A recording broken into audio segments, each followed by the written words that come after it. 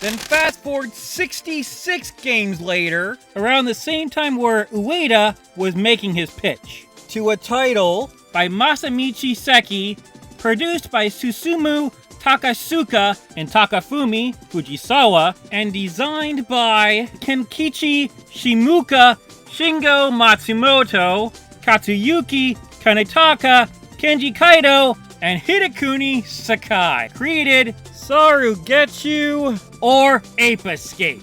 This was literally Masamichi Seki's only directing role, working on sound for the Grand Stream Saga, Gran Turismo, and Omega Boost. Takasuka only produced this. Fujisawa was a music producer of Philosoma and 2 Jumping Flash games. Shimuka started designing with this game, but afterwards started Q Games, where he remains vice president and director. I mean, we all gotta start somewhere.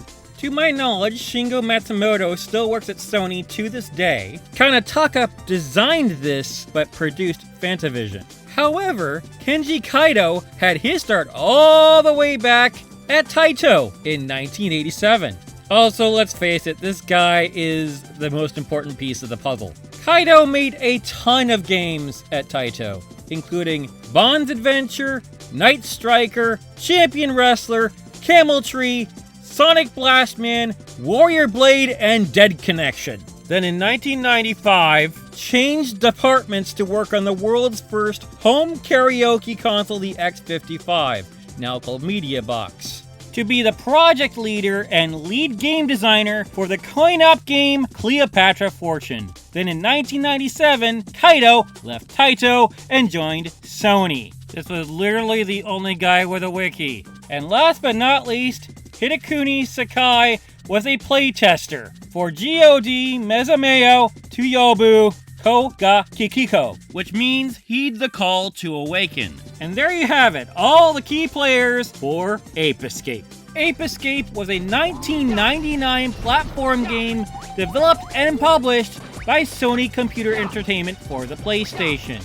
In this game, you play as Spike. We go by the English names here because it was released in America first. You see, Spike here has to deal with an ape named Spectre, who got his hands on a helmet that increases the intelligence of said ape to spread the technology to the other apes, like Planet of the Apes, but without the human side effect, where Spike has to travel through time before they change history, armed with gadgets like the Sun Club, Time Net, Water Net, Monkey Radar, Slingback Shooter, Dash Hoop, Sky Flyer, RC Car, and Magic Punch, to collect them all.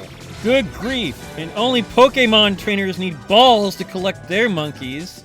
When it comes to platformers, this one is quite the rebel. Instead of using the typical jump button, you have to use the right shoulder buttons to make the character jump. Those shape buttons that Goto made allowed us to shuffle through the items we had in our inventory. The left stick controlled our character and the right stick controlled our gadgets.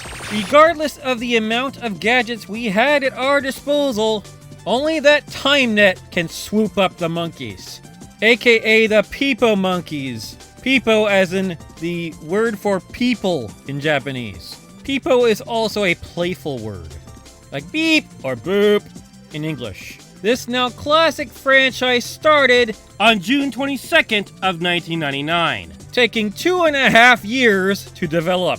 And now back to our regularly scheduled Ueda.